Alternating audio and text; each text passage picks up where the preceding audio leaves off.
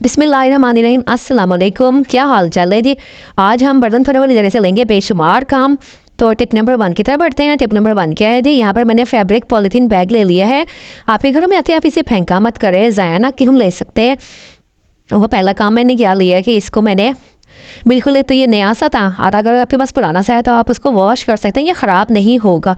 इसको मैंने कट किया, कट करने के बाद मैंने इसकी चार इसको तह बना लिया है। तह करने के बाद मैंने इसको अब क्या काम करना है, चले आए देखते हैं।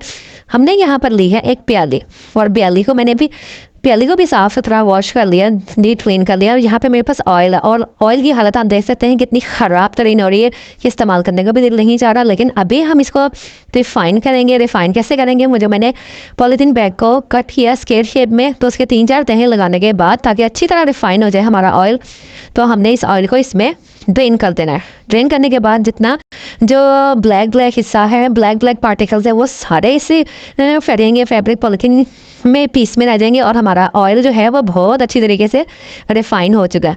अब अगर आपके पास यहाँ पे फैब्रिक बैग नहीं है, आप ऑयल रिफ़ाइन करना चाहते हैं, तो उसके लिए और भी 2 हल हैं मेरे पास। वो ये है कि पहला हल ये है कि आप कॉटन ले सकते हैं। कॉटन भी साफ़ सुथरी होनी चाहिए, जो कि अक्सर हमारे घरों में न्यू वाली आती है, तो उससे हमने रिफ़ाइन कर सकते हैं। और दूसरा जो मेथड है वो ये है कि हम टिश्यू पेपर भी ले सकते हैं। तो टिश्यू पेपर भी से भी हम ये काम करने के बाद बड़े आहिस्ते से, ताकि टिश्यू पेपर फटे ना, ये तो क्योंकि मजबूत होता है, और मतलब ज़्यादा ज़ोर से अगर प्रेस भी करेंगे तो ये फटेगा नहीं, तो हमारा ऑयल अच्छे तरीके से स्क्वीज़ हो जाएगा। तो उम्मीद है कि आपको ये टिप अच्छी लगी। अगर अच्छी लगे तो चैनल को जल्दी से कर लें सब्सक्राइब, क्योंकि आपकी सिस्टर आपके लिए लेकर आती है बहुत अच्छे हैक्स जो कि आपकी ज़िंदगी को बना देते हैं आसान। तो ये देखिए यहाँ पर जो है ना, ये सारा जो है ना वो ब्लैक हिस्सा जो कि हमें नहीं चाहिए, वो अब मैं कर दूंगी वेस्ट। तो बढ़ते हैं टिप नंबर 2 की तरफ। टिप नंबर 2 भी जो है वो बहुत अच्छी है, वो मैं आपको बताती हूँ। आजकल जिस तरह की सर्दी है, सर्दी में हम लोग पाई वगैरह बना के खाते हैं, लेकिन जब हम इसको बाजार से लेके आते हैं तो कभी हम पानी बॉयल करते हैं, कभी हम कुछ करते हैं, तो लेकिन पाए फिर भी अच्छे तरीके से साफ़ नहीं होते हैं। तो हमने ना किया इसके लिए, मेरे पास तो स्टील की न्यू सी जाली थी, मैंने आज ही इसे ओपन किया है और इसी से मैं क्लीन कर रही हूँ, और रगड़ रगड़ के मैंने साफ़ कर लिए। और पाए जो है मैंने बिल्कुल जो बड़े बड़े पीसीज जो मैं अक्सर पानी गर्म करने के बावजूद भी नहीं उतार पाती थी, वो इसकी वजह से मैंने इन पाओं को अच्छी तरह साफ़ कर लिया। क्योंकि हम लोग जब तक अच्छी तरह, चाहे वो चिकन हो या पाए हो, अच्छी तरह सफाई ना कर ले, हम पका नहीं सकते इस तरह। तो बस यहाँ पर आपने इनको वॉश करने के बाद आपने इनको कुकर में रखना है, और कुकर में भी जो है ना गलाने से एक तो टाइम की बचत हो जाती है, और दूसरे ये है कि बहुत जल्दी गल जाते हैं और ज़्यादा टाइम भी नहीं लगता, बजाय कि सारी रात आप रखें। फिर ध्यान, क्योंकि हमारी अम्मी वगैरह इसी तरह ही करती थी।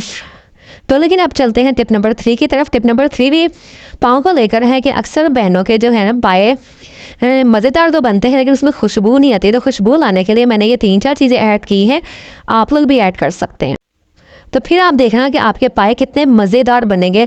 तो मैंने यहाँ पर ली है जायफल, जवतरी, बातियान के फूल और छोटे इलायची। बॉईल करेंगे उस टाइम ही इनको आपने डाल देना है, और आधा चम्मच नमक का डाल देना है, क्योंकि पाए की बोटी अगर नमकीन होगी तो मज़े की लगेगी। तो ये सारी चीज़ों को आपने बॉईल करते हुए डालना है, और थोड़ी सी प्याज की डाल देना है। बस फिर देखिए उबाल आने पर कितने शानदार मज़ेदार पाए बनेंगे। टिप नंबर 4 क्या है, वो भी पाँव को लेकर है।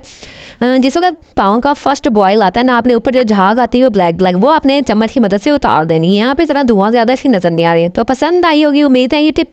तो टिप नंबर 5 क्या है जी, हाँ जी, ये है स्टील की जाली, और इससे हम लेंगे बेशुमार काम। एक काम तो मैं आपको बताई तो, क्योंकि मैंने पाए साफ़ किए हैं। दूसरा काम मैं ये कर रही हूँ कि इस तरह की बोतल्स वगैरह हमारे घरों में होती हैं, या थर्मस वगैरह होते हैं, तो उनके अंदर हमारा हाथ नहीं जाता। तो हमने क्या करना है, इस स्टील के जो जाली को है ना, हमने किसी चम्मच के साथ एडजस्ट, अगर आपसे एडजस्ट नहीं हो रही तो आप रबर बैंड वगैरह भी चढ़ा सकते हैं।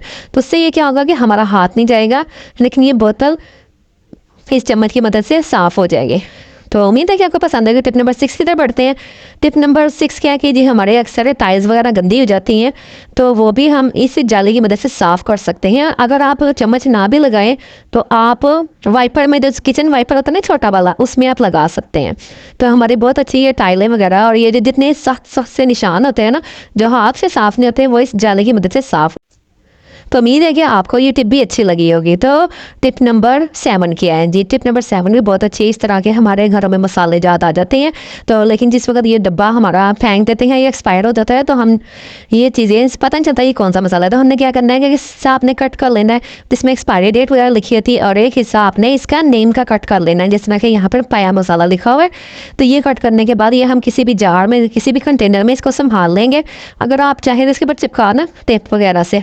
तो अगर किसी जार में रख रहे हैं तो ये दोनों पीसेस जो है ना कट करके आपने उस जार के अंदर साथ ही रख देने, ताकि आपको पता भी चल जाए किस चीज़ का मसाला है और इसकी एक्सपायरी डेट क्या है। कुछ इस कटिंग होके मैं आपके लिए ले आई हूँ, ये देखिए जिस तरह कट कर लिया। आप चाहें तो इसको ऊपर नीचे जोड़ भी सकते हैं। अच्छा जी, जब तक मैं इसे रखती हूँ जार में, इसको मैं पेस्ट करती हूँ दूसरे के साथ, तब तक आप मेरे चैनल को कर लें सब्सक्राइब के साथ बेल नोटिफिकेशन लाइक ज़रूर कर दें। तो इससे मेरी हौसला अफजाई होती है, और कमेंट भी किया करें। कमेंट करने से क्या होता है जी, मुझे हौसला अफजाई होती है, मुझे पता चलता है कितने लोग तो ज़्यादा देखते हैं लेकिन जो है ना कमेंट नहीं लिखते। तो कमेंट जल्दी लिखें, जल्दी से। चलिए ठीक है जी, मेरा जाने का टाइम आ गया है। अल्लाह ताला आपको खुश रखे, अब रखे, और मुझे भी अपनी बहुत सी दुआ में याद रखना है।